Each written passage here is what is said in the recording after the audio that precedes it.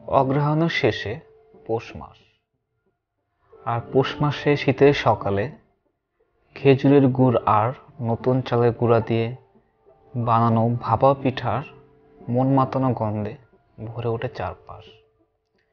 আজকে আমি আপনাদের নিয়ে যাব এরকমই একটি ভাপা পিঠার বিশাল বড় আয়োজনে, যেখানে গিয়ে আমরা দেখব ভাপা পিঠা বানানো এবং সবাই মিলে আজকে ভাপা পিঠা খাবো।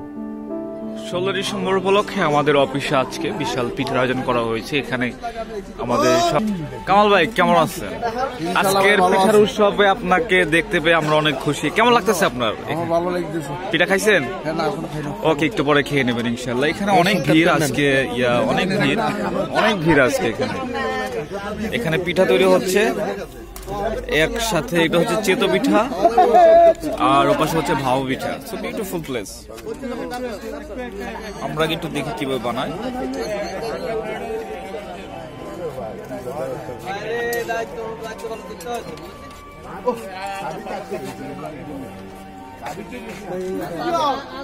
এটা দিয়ে দেন, কাউকে দিয়ে দেন। কত সুন্দর করে ভালোবেসে পিঠা বানানো হচ্ছে। ওয়াও, গরম গরম পিঠা।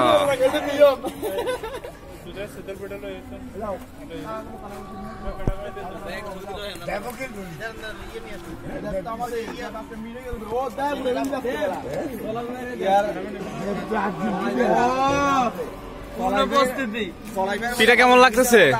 কেমন? ঠিক আছে, ওকে, গুড। খালি হয়ে গেছে, এখানে নেন নেন।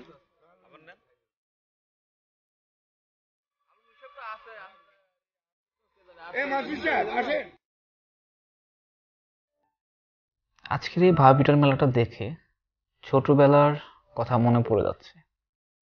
ছোটবেলায় শীতের সকালে ঘুম থেকে উঠেই মার হাতের বানানো গরম গরম ভাপা পিঠা খেতাম। কতই না সুন্দর ছিল সেই দিনগুলো, কতই না মজা হতো সেই সময়গুলোতে।